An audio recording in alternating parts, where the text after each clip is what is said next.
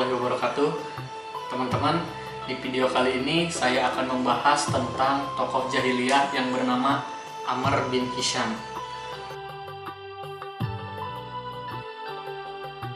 Kalau kita ditanya Amr bin Hisham, mungkin nama ini kurang familiar. Tetapi ketika kita mendengar nama julukannya, pasti kita semua tahu siapakah dia. Abu Jahal. Jadi bapak kebodohan. Kenapa Abu Jahal ini disebut bapak kebodohan? Jadi ada sebuah cerita. Jadi pada saat di Mekah itu, Abu Jahal, Abu Sufyan, dan satu temannya lagi itu, mereka sering mendengarkan ayat yang dibacakan oleh Nabi Muhammad SAW. Tetapi mereka bertiga ini nggak janjian gitu.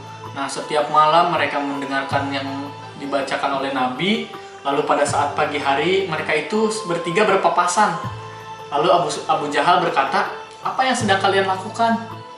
Abu Sufyan menjawab, "Saya baru saja mendengarkan ayat yang dibacakan oleh Muhammad."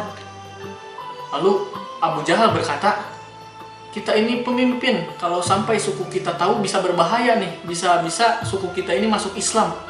Lalu Abu Jahal berkata, "Jangan dilakuin lagi ya." Nah, mereka bertiga ini karena menyangka mereka tidak akan melakukannya lagi, di hari kedua mereka melakukan hal yang sama. Bertemu lagi dan ngomong lagi kayak gitu sampai di hari ketiga. Nah, pada saat hari ketiga berpapasan lagi, lalu Abu Sufyan berkata, "Wahai Abu Hakam," julukan Abu Jahal di Mekah itu Abu Hakam, bapak yang bijaksana. Tetapi Nabi menyuruh kita untuk menjawab atau memanggil dia Abu Jahal.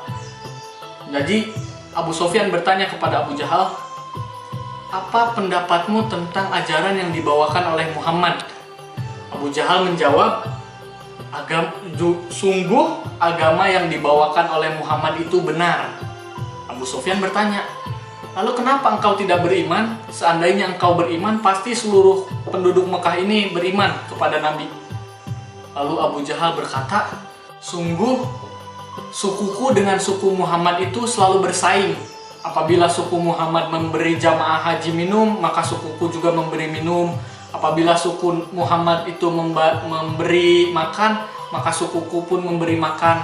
Nah, di suku Muhammad itu ada seorang nabi, di sukuku tidak ada. Maka gara-gara itu aku tidak ingin beriman kepada Muhammad."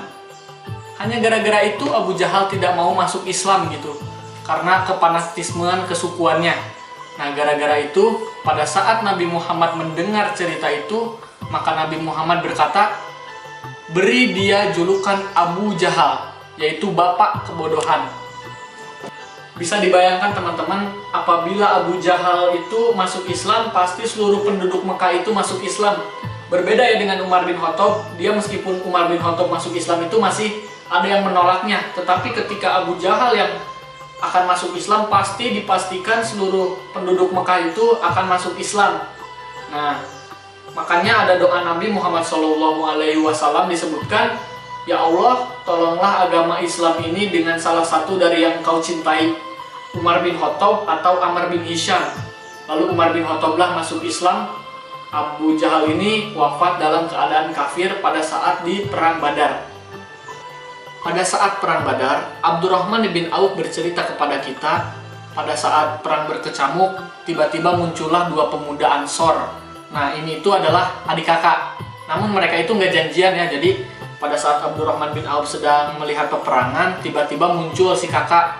Nah, dia itu berkata, "Paman, manakah yang bernama Abu Jahal?" Lalu Abdurrahman bin Auf bertanya, "Kenapa dengan Abu Jahal?" Dia menjawab, "Aku mendengar Abu Jahal ini adalah orang yang paling menyakiti Nabi waktu di Mekah." Kata Abdurrahman bin Auf, "Iya benar. Apa yang akan kamu lakukan?" "Aku ingin membunuhnya, Paman." Nah, pada saat itu tiba-tiba muncullah si adik. Nah, si adik itu berkata dengan kalimat yang sama gitu. Nggak janjian itu, mereka berkata, "Aku ingin membunuh Abu Jahal." Lalu pada saat itu tiba-tiba Abu Jahal terlihat di pasukan Quraisy. Lalu Abdurrahman bin Auf berkata, "Itu dia Abu Jahal." Pada saat Abdurrahman bin Auf berkata, "Itu dia Abu Jahal," spontan kedua anak muda ini bagaikan busur yang terlepas dari panahnya itu. Jadi saking melesatnya mereka pergi, langsung mereka itu menghampiri Abu Jahal sampai Abu Jahal itu kakinya itu kena sabetan hingga membuat dia terjatuh dari kudanya. Nah, pada saat Abu Jahal ini terjatuh, lalu pasukan Quraisy itu otomatis mereka itu jadi kelabakan gitu. Jadi kacau, peperangan mulai kacau, lalu muncullah seorang pemuda yang bernama Abdullah bin Mas'ud. Nah, Abdullah bin Mas'ud ini kebetulan dia pernah mengembalakan kambingnya Abu Jahal. Nah, pada saat melihat Abu Jahal sudah tidak berdaya, Abdullah bin Mas'ud langsung menaiki badannya Abu Jahal. Lalu Abu Jahal sambil melihat Abdullah bin Mas'ud, lalu dia berkata, "Wahai pengembala kambing, engkau telah menaiki sebuah gunung yang amat sangat tinggi." Maksudnya tuh Abu Jahal itu punya kedudukan yang tinggi gitu, mana mungkin engkau bisa menaiki aku gitu. Perlu diketahui teman-teman bahwasanya Abdullah bin Mas'ud ini memiliki postur tubuh yang kecil, sehingga pernah suatu ketika pada saat ada angin, tubuhnya itu tersingkap sehingga terkena angin. Pada saat itu para sahabat itu tertawa gitu, lucu melihat Abdullah bin Mas'ud ini gitu, bukan maksud menghina ya. Jadi karena kecilnya tubuh Ibnu Mas'ud ini sampai tersingkap oleh angin pun. Nah, pada saat itu Rasulullah SAW bersabda, "Apakah kalian tertawa dengan kecil betisnya Ibnu Mas'ud? Sungguh pada hari pertimbangan nanti kecilnya betis Ibnu Mas'ud ini akan lebih berat daripada bukit Uhud." Tapi teman-teman, Allah Subhanahu wa Ta'ala tidak melihat fisik seseorang. Mau Abdullah ibnu Mas'ud itu kecil badannya, tetapi dialah yang membunuh Abu Jahal. Nah, jadi pada saat itu Abu Jahal itu lehernya sudah mau dipenggal oleh Abdullah bin Mas'ud, tapi dia pernah sempat berkata gitu, "Hai Ibnu Mas'ud, sampaikanlah kepada Muhammad bahwasanya aku akan memerangi dia hidup maupun mati." Nah, pada saat itu ditebaslah leher Abu Jahal hingga Abu Jahal itu mati. Nah, pada saat itu dibawalah kepalanya Abu Jahal ke hadapan Rasulullah. Lalu Ibnu Mas'ud berkata, "Ya Rasulullah, ini Abu Jahal." Nah, pada saat melihat Abu Jahal itu sudah mati, Rasulullah mengucapkan, "Alhamdulillah, sungguh Abu Jahal ini adalah musuh Allah."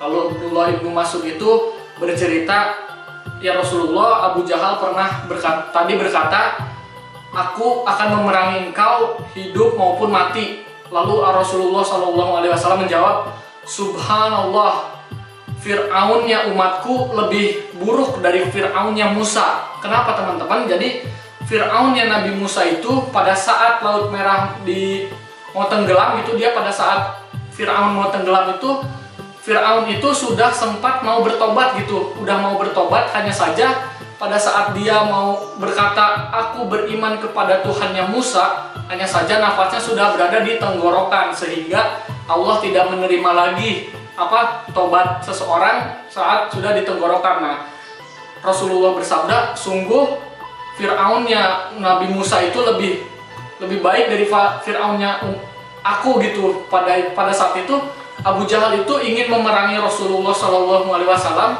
hidup maupun mati. Pada saat Abu Jahal sudah mati, semua peperangan Badar itu sudah beres, lalu Rasulullah itu mengumpulkan para jenazahnya kaum musyrikin itu di sebuah sumur. Jadi dilemparkanlah ke sebuah sumur yang kering, lalu Rasulullah SAW itu bersabda, "Wahai Amr bin Hisham, wahai Utbah bin Rabi'ah, wahai Syaibah bin Rabi'ah, wahai Umayyah bin Khalaf." Semua petinggi-petinggi Quraisy itu disebutkan oleh Rasulullah, sehingga pada saat itu Rasulullah bersabda, "Apakah kalian telah menjumpai apa yang telah Tuhan kalian janjikan? Sungguh, aku telah menemukan apa yang Tuhanku janjikan." Nah, pada saat itu Umar bertanya, "Apakah mereka mendengar ya Rasulullah?" Lalu Rasulullah menjawab, "Pada saat ini Allah mengizinkan aku untuk memperdengarkan mereka meskipun mereka sudah mati."